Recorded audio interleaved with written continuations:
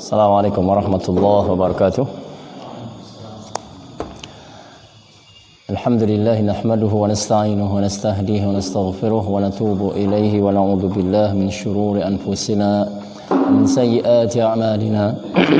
Man yahdihillahu fala mudilla lahu wa man yudlil fala hadiya lahu. Asyhadu an la ilaha illallah wahdahu la syarika lahu wa asyhadu anna Muhammadan abduhu wa rasuluh. Allahumma shalli wa sallim ala nabiyyina Muhammadin wa ala alihi wa sahabati wa tabi'in wa man tabi'ahum bi ihsan ila yaumiddin.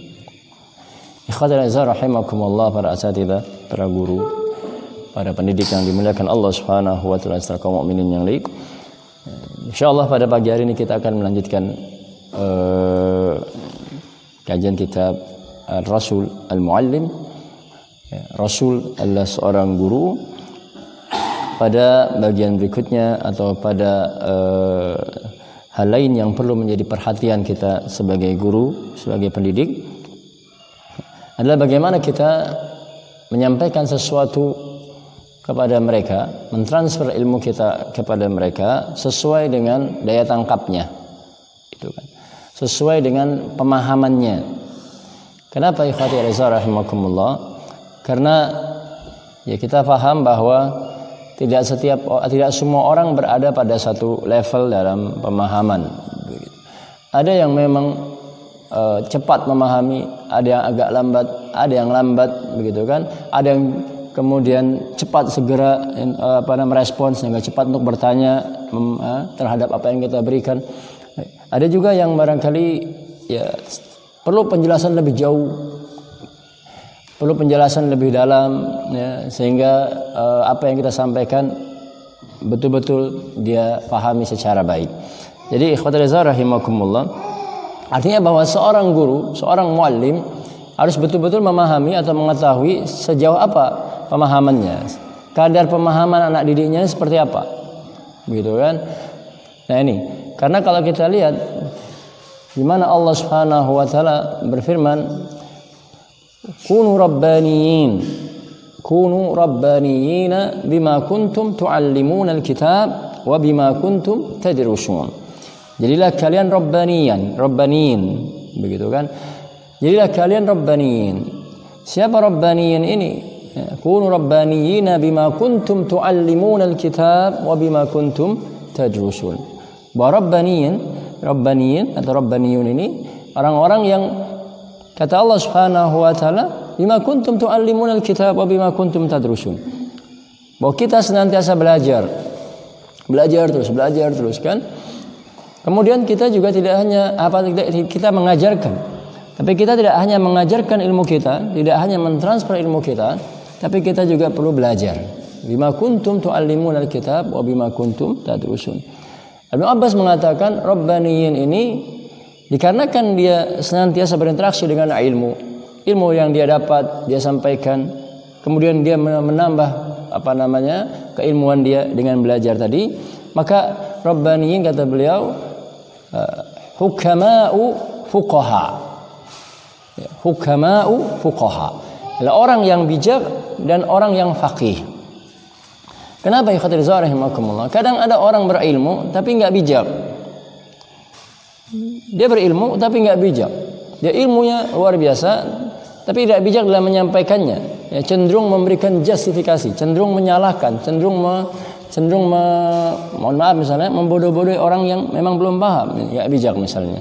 Ya. Atau tidak bijak pula ketika tadi bagian yang tidak bijak, kadar kemampuan orang yang kita akan berikan pesan ini misalnya tidak katakan berada di level yang di bawah daripada penjelasan dia. Artinya bahwa penjelasan yang dia berikan kepada orang tersebut jauh di atas level pemahaman orang yang mendengarkan, sehingga orang yang mendengarkan tadi menjadi kebingungan sendiri. Nah, itu juga bagian daripada tidak bijak. Maka rabbaniyin hukama'u fuqaha, orang yang hakim, orang yang bijak, dan orang yang juga berilmu. Ya, jadi kemudian Bukhari mengatakan terkait dengan makna rabbaniyin ini, dia katakan yu'allimuna an-nasa bisigharil ilmi qabla kibarihi. Yu'allimuna an-nasa bisigharil ilmi qabla kibarihi. bahwa orang yang rabbaniyin ini, orang yang mengajarkan manusia, dia mendidik orang, dia menyampaikan ilmu. Dari mana dia awali? Dari mana dia mulai ilmu yang disampaikan tadi? Ya, yu'allimuna an-nasa bisigharil ilmi, dari ilmu yang paling dasar, dari ilmu yang paling sederhana, gitu kan? Dari ilmu yang paling sederhana, qabla kibarihi, sebelum ilmu yang memang memerlukan analisa barangkali, sebelum ilmu yang barangkali begitu luar biasa daqiq gitu kan, yang rinci lagi begitu. Jadi kenapa? Tentunya kita sampaikan secara bertahap, secara tahapan demi tahapan. Jadi ketika seorang baru belajar fikih, lalu kemudian diberikan berbagai aqwal ulama, berbagai ikhtilafat di situ, baru belajar, dia pusing dia, kan begitu. Bagaimana dia dia bisa memahami fikih secara sederhana, sehingga dia bisa dengan sesuai kemampuannya, tidak perlu dibebankan dengan berbagai perbedaan ulama dengan berbagai dalil-dalil yang mereka punya, kan begitu. Ya. Yang penting kemudian dia memahami secara umum fikih ini, bahwa ini boleh, ini tidak boleh, ada dalil sederhananya dan sebagainya, begitu kan? Nah, ketika dia sudah mulai memahami secara global, katakan memahami tentang fikih sholat secara global misalnya, sehingga dia bisa sholat dengan benar berdasarkan dalil yang dia pahami, kemudian muncul kecintaan terhadap fikih tadi, begitu. Nah, baru kemudian kita bisa pada saat dia mulai beranjak pemahamannya lebih baik, kita bisa berikan berbagai mungkin ikhtilafat, berbagai perbedaan pendapat yang ada dalam permasalahan tersebut. Artinya kita bawa kita bawa pemahaman dia secara gradual gitu kan, secara bertahap, tahap demi tahap. Nah, ini ikhwati alizah rahimakumullah, disebutkan dalam hadis bahwa diriwayatkan Abi Sa'id Al-Khudri radhiyallahu anhu, dari Abi Sa'id Al-Khudri radhiyallahu anhu qala inna Rasulullah sallallahu alaihi wasallam jalasa 'alal mimbar. Rasulullah SAW duduk di atas mimbar, kemudian beliau bersabda, abdun khayyarahullahu baina an yu'tiyahu zahratal hayati dunya wa baina ma indahu ya, kata Rasulullah SAW, seorang hamba yang diberikan pilihan oleh Allah Subhanahu wa taala antara diberikan perhiasan dunia ini atau sesuatu yang ada pada Allah Subhanahu wa taala. Rasul mengatakan seperti itu. Ya, seorang hamba yang diberikan pilihan apakah dia antara dikasih dunia ini dengan apa yang ada pada Allah. Lalu kemudian fakhtara ma indahu. Lalu hamba ini memilih apa yang ada pada Allah. Hadirin banyak. Dari semua hadirin yang banyak di hadapan Rasulullah SAW tadi, para sahabat tadi itu, fabaka Abu Bakar. Abu Bakar menangis. Kemudian wabaka Rasulullah SAW. Rasul pun menangis. Yang lain tidak menangis. Artinya apa? Pemahaman Abu Bakar di atas rata-rata. Yang lain hanya sebatas memahami luarnya saja. Ya, antara orang diberikan pilihan mau dunia apa mau akhirat, mau dunia apa mau apa yang ada pada Allah, kan sederhana. Orang sebagian atau yang selain Abu Bakar hanya melihat secara luarnya saja. Ya tentunya orang beriman akan pilih apa yang ada pada Allah. Tapi Abu Bakar di atas pemahaman mereka semua. Abu Bakar langsung menangis, yang lain tidak menangis. Kenapa? Karena Abu Bakar menyadari bahwa orang yang dimaksudkan dalam hadis tersebut adalah diri Rasulullah SAW. Di mana? Karena Allah berfirman di dalam surah Al-Anbiya, ya, di mana Allah mengatakan, "Wa ma ja'alna li basharin min qablikal khulda afa imitta fahumul kharijun." Wa ma ja'alna li basharin min qablika. Kami tidak jadikan bagi seseorang pun, kami tidak jadikan terhadap satu orang pun sebelum kamu, ya Rasulullah, al-khuld. Dia kekal. Tidak ada sebelum kamu ya Rasulullah SAW, para nabi-nabi sebelumnya yang kekal. Ya. Apa imitta fahumul khalidun? Lalu apakah ketika engkau dimatikan maka mereka akan kekal? Ini artinya bahwa nabi-nabi diberikan pilihan oleh Allah Subhanahu wa taala, apakah tetap bukan kekal, enggak kekal dalam arti abadi ya, tidak, maksudnya dia mau hidup lama di dunia ini atau mati atau meninggal dunia. Nah, maka ketika Rasulullah SAW mengungkapkan hadis ini bahwa ada seorang hamba diberikan pilihan oleh Allah, apakah dia mau perhiasan dunia atau apa yang ada pada Allah Subhanahu wa taala, lalu dia memilih apa yang ada pada Allah Subhanahu wa taala. Abu Bakar menangis karena dia sudah merasakan ini yang dimaksud Nabi sallallahu alaihi wasallam. Berarti masa kebersamaan Rasulullah SAW dengan para sahabat ini segera berakhir. Berarti di sini ada sinyal tidak lama lagi Rasulullah SAW ya, akan meninggal dunia. Begitu. Sehingga Abu Bakar menangis. Ya. Rasulullah SAW pun menangis. Yang lain tidak. Artinya bahwa pemahaman Abu Bakar di atas rata-rata dari para sahabat yang lain. Gitu kan? Para sahabat hanya memahami ya tampak luarnya saja, gitu kan? Secara mungkin eksplisitnya saja, tapi dia bisa memahami lebih dalam lagi daripada apa yang dipahami oleh para sahabat yang lain. Nah, ini ikhwati a'izza rahimakumullah. Kemudian ikhwati a'izza rahimakumullah. Ya. Kalau tadi dari sisi para murid kita atau anak didik kita, di mana adanya ikhtilaf dalam al-idrak, ikhtilaf fil faham, ikhtilaf fil istijabati, ada perbedaan dalam pemahaman, ada perbedaan dalam daya tangkap mereka, ya, ada perbedaan dalam respon, ya, sehingga ada yang cepat untuk memberikan pertanyaan, begitu ya, ada yang lambat dan sebagainya. Maka dari kita perlu untuk kemudian berbicara sesuai dengan kemampuan rata-rata daripada santri atau anak didik kita, begitu kan?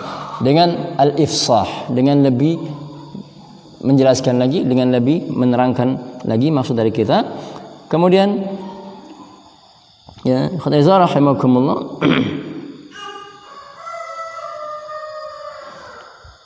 Sebutkan dari Aisyah radhiyallahu anha, qalat ya, sa'altu Nabiy sallallahu alaihi wasallam, aku pernah bertanya kepada Rasulullah SAW, al-jadru aminal bait, apakah dinding ini Hijr Ismail bagian daripada Ka'bah?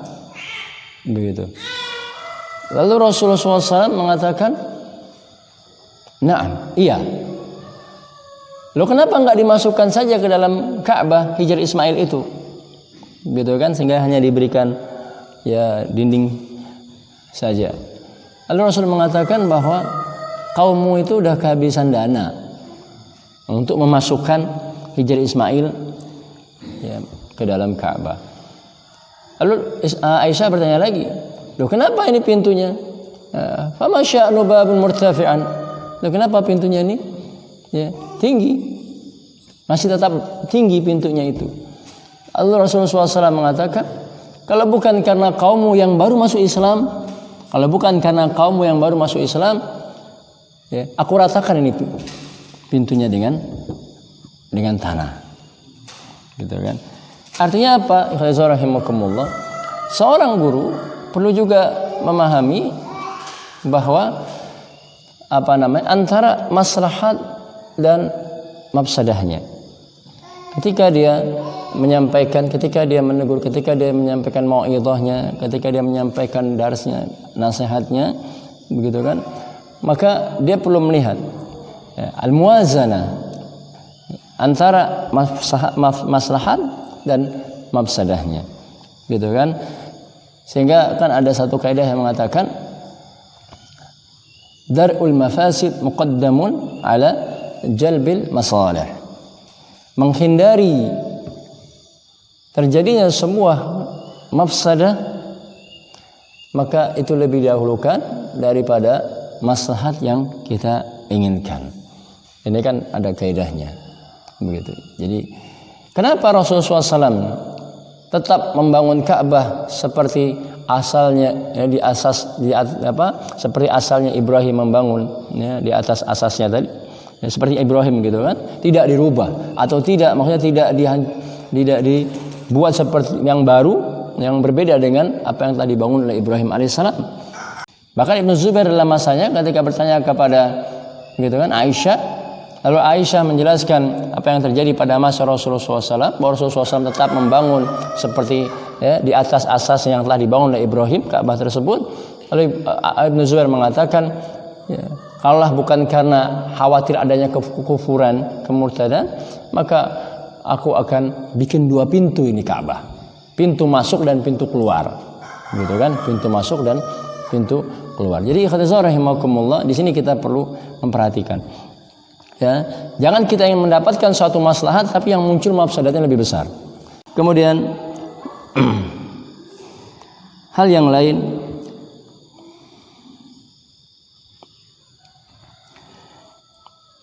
disebutkan pula, diriwayatkan oleh Imam Bukhari dalam sahihnya, an Ali bin Abi Thalib radhiyallahu anhu qala haddisun nasa bima ya'rifun. Haddisun nasa bima ya'rifun atuhibbuna an yakdziballaha wa rasulah. Haddisun nasa ala bima ya'rifun. Haddisun nasa bima ya'rifun. Bicaralah kepada orang sesuai dengan pemahamannya. Atuhibbuna an yakdziballaha wa rasulah. Apa kamu ingin, dikarenakan mereka tidak sampai kepada apa yang kamu sampaikan tadi, tidak sampai akalnya untuk mencerna apa yang kamu sampaikan tadi, pada akhirnya mereka akan mendustakan Allah dan Rasulnya. Kita nggak niat seperti itu, tapi kemudian kesalahan dalam memahami orang yang menerima pesan kita tadi, dikarenakan dia tidak sampai akalnya terhadap apa yang kita sampaikan tadi, maka dia akan kemudian justru mendustakan Allah dan Rasulnya. Ini ikhwatul rahimakumullah. Maka dikatakan oleh Ali bin Abi Thalib, haddisun nasa bima ya'rifun. Bicaralah kepada orang sesuai dengan daya tangkapnya, sesuai dengan pemahamannya. Ada lagi hal yang lain, ya, dari Ibnu Mas'ud radhiyallahu anhu, di mana disebutkan, ya, ma anta bimuhdisin qauman hadisan la tablughuhu uquluhum illa kana li ba'dihim fitnah. Ya. Kamu tidak berbicara kepada orang, ya, ma anta bimuhdisin wa ma anta bimuhdin qauman hadisan. Ya. Engkau berbicara kepada orang yang baru paham, orang yang baru kenal Islam, ya, orang yang baru masuk Islam, begitu. La tablughuhu uquluhum illa kana li ba'dihim fitnah. Yang dimana sesuatu, ya, la tablughu uquluhum, tidak bisa dicerna oleh akal mereka kecuali akan terjadi fitnah. Tidaklah engkau berbicara kepada seorang yang masih baru dalam pemahaman dalam Islam ini sesuatu yang tidak sampai di akal mereka, pencernaan akal mereka, ya, sehingga mereka bisa mencerna, kecuali akan terjadi fitnah di dalamnya, akan jadi fitnah. Dan ini ikhwatin azza rahimakumullah.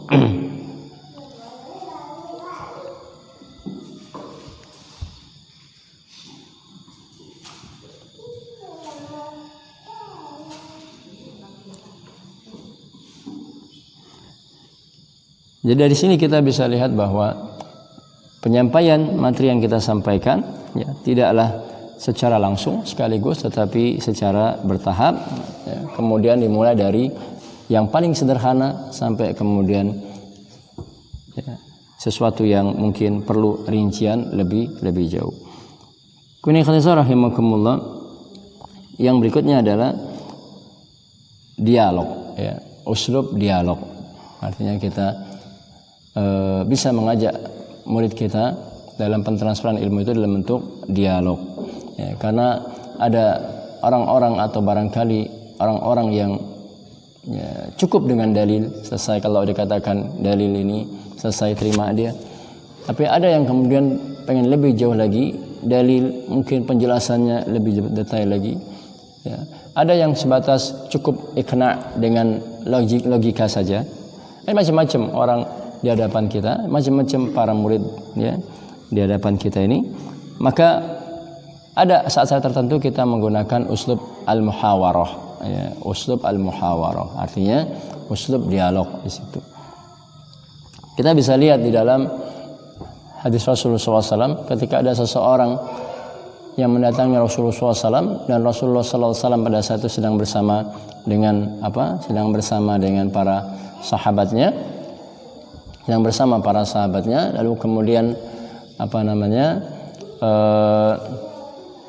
sedang bersama para sahabatnya, datang seseorang dan mengatakan meminta izin untuk berzina.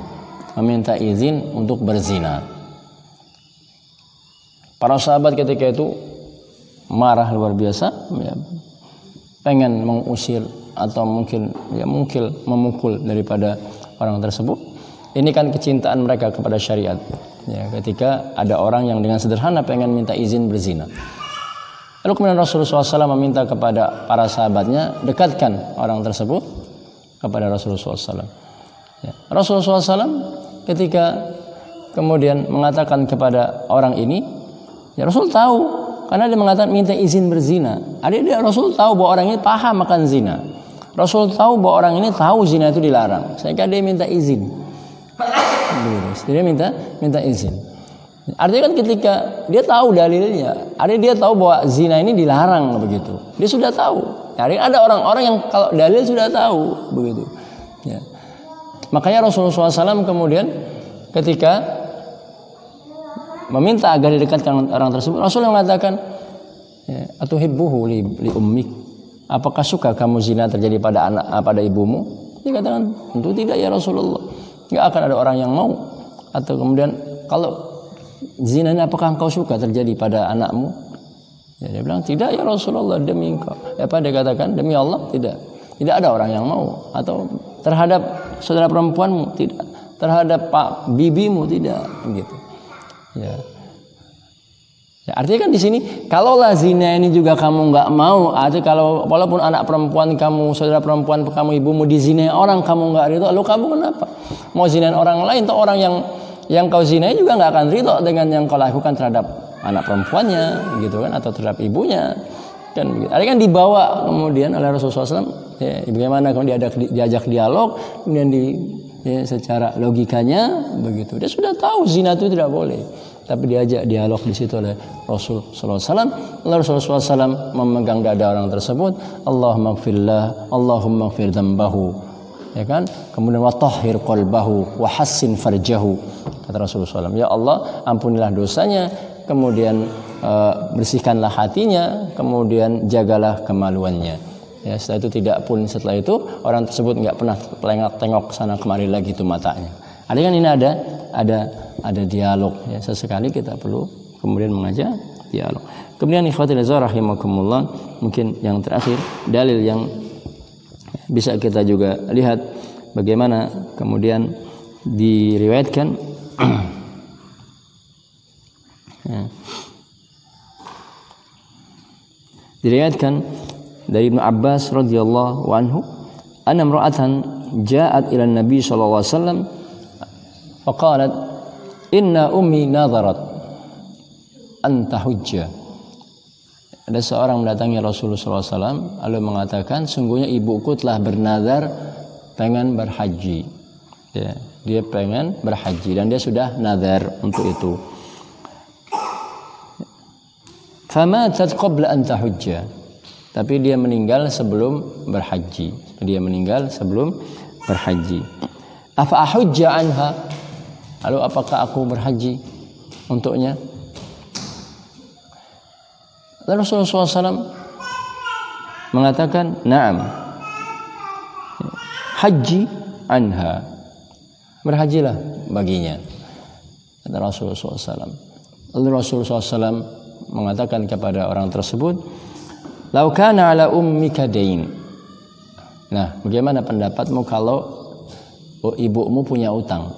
Bagaimana pendapatmu kalau ibumu punya hutang? Akunta qadaitahu? apakah kamu akan melunasinya? Nah, ini kan dibawa nih ya logikanya begitu kan. Lalu kemudian qala na'am, iya. Lalu orang tadi mengatakan iya. Qala na'am. Qala faqdu, ya, faqdul ladzi lahu, tunaikan ya, haji baginya.